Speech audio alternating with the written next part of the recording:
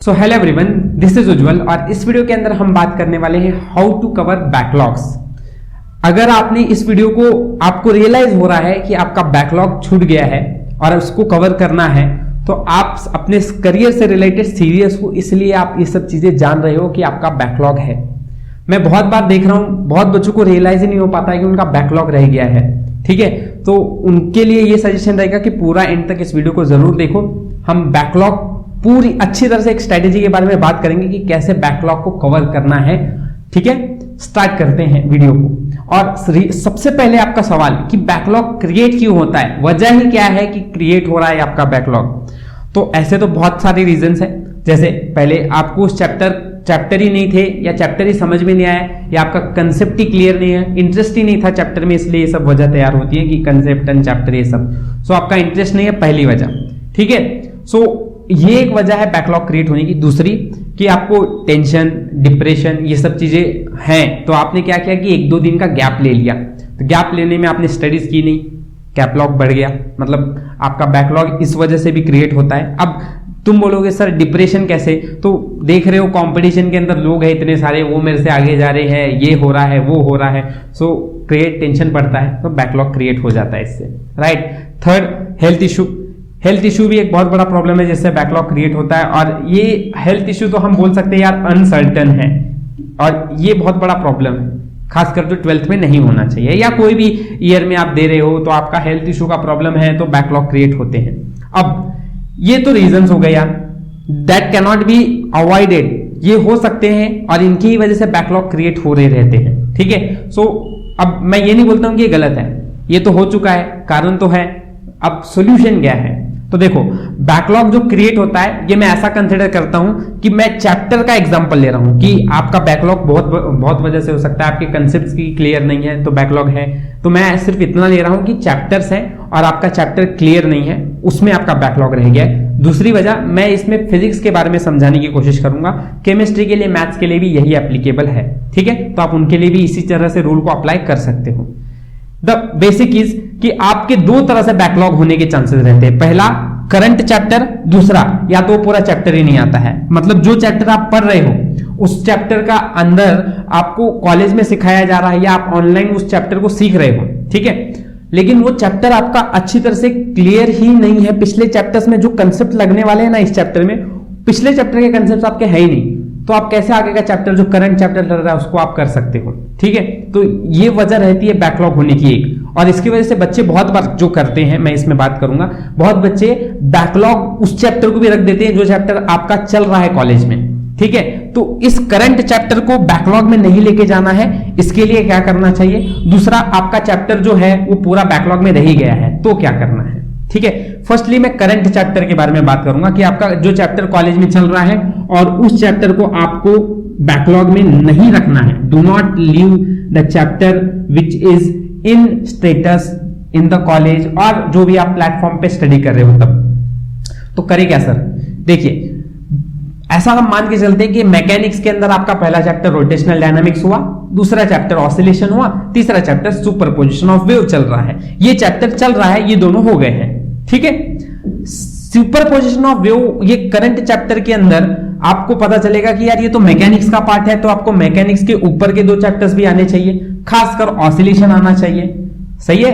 अब superposition of wave में आपको पता चला कि यार ये चैप्टर जब तैयार ही नहीं है तो ऊपर के चैप्टर तैयार नहीं है, तो ये क्या मुझे नहीं आने वाला है ऑब्वियसली, तो आप इस चैप्टर को छोड़ो मत। क्या करना है, देखो मोस्टली कोई भी चैप्टर आप पढ़ रहे रहते हो ना, कॉलेज में चल रहे रहती है या कोई भी चैप्टर, उसमें पिछले चैप्टर का कितना यूज होता है कंसेप्ट या फिर कितना चीज यूज होने वाला है, तो आपका ज्यादा से ज्यादा एक रफ 7 से 8% ही यूज होता है पिछले चैप्टर से, प्रीवियस चैप्टर से। सो आपको पूरा चैप्टर जानने की जरूरत नहीं है, पिछले सिर्फ 7 से 8% पता होना चाहिए। अब ये कौन से 7 से 8% पता होने चाहिए, ये चीजें मैटर करती है उस चैप्टर को सीखते समय। तो जब भी आपका कॉलेज में वो चैप्टर चल रहा है ना, उस चैप्टर को पूरी तरह से फोकस के साथ कंटिन्यू पढ़ाई रखो उसकी। ठीक है, अब जैसे जब आपके कॉलेज में सिखाया जा रहा है तो टीचर्स बोलते ही होंगे कि ये चैप्टर्स को, इस चैप्टर के कंसेप्ट को मैंने पिछले चैप्टर में सिखा दिया, यहां मैं रिपीट नहीं करूंगा। ऑनलाइन बैचेस में भी ऐसा ही रहता है, तो आप उस समय उस कंसेप्ट को ध्यान से फोकस करके समझने की कोशिश करो। और अगर वो पूरा नहीं समझ में आया है तो अब आपको पता चल गया कि इस चैप्टर के अंदर मुझे जो पिछले चैप्टर से रिक्वायरमेंट है वो क्या पढ़ना है, तो उस चैप्टर में जाओ, उस चीज को सीख लो। उस चीज को सीख लिया तो आगे वाले चैप्टर का भी बैकलॉग जो आप कवर पूरा चैप्टर छोड़ने वाले थे वो छोड़ने की बारी नहीं आएगी। और ऑसिलेशन का भी वो बैकलॉग जो आपका बाकी था वो तो पॉइंट कवर हो गया, तो आपको वो कंसेप्ट भी आपको क्लियर हो जाएगा।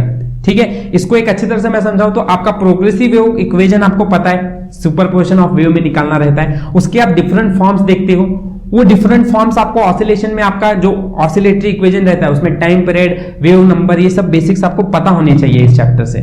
ठीक है, तो वो चीजें आपको सीखना पड़ेगा उधर जाकर, बस बाकी सारी चीजें यहां आप सीख जाते हो। राइट, तो आप कभी भी बैकलॉग चैप्टर्स वो मत छोड़ो, जो चैप्टर्स करंटली चल रहे हैं उन चैप्टर्स को किसी भी हाल में कंप्लीट करने की कोशिश करो जो कॉलेज में जिस तरह से चल रहा है। ठीक है, सो इधर तो आपका प्रॉब्लम क्लियर हो गया। अब आप बोलोगे सर कि मेरा तो पूरा चैप्टर ही कवर नहीं हुआ है, जैसे कि आपको मैकेनिक्स के अंदर rotational dynamics, mechanical properties of fluid, ये सारे चैप्टर्स आते ही नहीं है और अब आपका चैप्टर चल रहा है ऑसिलेशन, सुपरपोजिशन ऑफ वेव, तो आप कैसे उन बैकलॉग चैप्टर्स को कवर करोगे?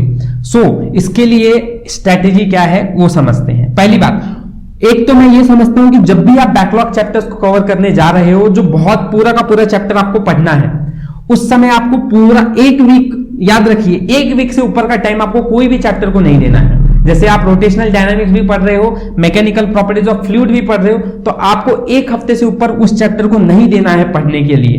अंडरस्टूड? और जब भी आप बैकलॉग के चैप्टर्स को कवर कर रहे हो तब आपका एक पर्टिकुलर टाइम बना लो कि इसी टाइम पे आप उस चैप्टर को पढ़ रहे होगे। जैसे 7 बजे से 8 बजे के टाइम पीरियड के अंदर मैं बैकलॉग चैप्टर्स को कवर करूंगा। इससे होता क्या है, तो आपकी बॉडी एक रूटीन पे चली जाती है जिससे आप उस रूटीन को तोड़ नहीं सकते हो। ठीक है, कैसा होता है कि अगर आपको बैकलॉग चैप्टर कवर करना है और अगर आपका दूसरे दिन कोई टेस्ट है या कोई दूसरा इंपॉर्टेंट काम है या पर्टिकुलर उस दिन पे आपका फंक्शन है, तो आप उन फंक्शंस को, अगले के दिन के टेस्ट को, उन सबको इग्नोर कर दोगे और आपके पर्टिकुलर टाइम जोन के ही पीरियड के अंदर आप क्या करोगे, जो बैकलॉग का चैप्टर उसको कवर करोगे। ये अगर टाइम पीरियड में रखते हो तो ही ये चीज पॉसिबल है, नहीं तो नहीं हो सकता। तो मैं बेसिकली ये दो रूल्स आपको दे देता हूं कि ये 2 रूल्स आपको फॉलो करने पड़ेंगे एक वीक में, इसलिए क्योंकि आपका चैप्टर जो है वो एक इंटरेस्टिंग पार्ट तक, या फिर आपको जो इंटरेस्ट है वो एक हफ्ते के बाद कम होने लग जाता है, तो कि बहुत बैकलॉग में जाने लग जाते हैं चैप्टर्स अगर आपने अनलिमिटेड टाइम रख दिया आपके लिए। तो ये 2 चीजें इसलिए रखनी जरूरी है। आगे मैं ऐसा समझता हूं, एमपीओएफ आप पढ़ रहे हो, रेगुलरली आपको एक टाइम देना है, रोज एक टाइम देना है आपको। मैं ऐसा कंसिडर कर रहा हूं, आइडियली बैकलॉग के लिए आप 1 घंटा तो दोगे ही। ठीक है, इससे ज्यादा भी दे सकते हो, 1.5-2 घंटे भी दे सकते हो, पर 1 घंटा देना है। अब ये कैसे देने हैं, तो सपोज कीजिए आप दिन के 4 घंटे पढ़ते हो, फिजिक्स, केमिस्ट्री, मैथ्स। ठीक है, 4 घंटे के अंदर आपको ये टाइम जो है वो उस 4 घंटे को छोड़कर अलग से 1 घंटा देना है।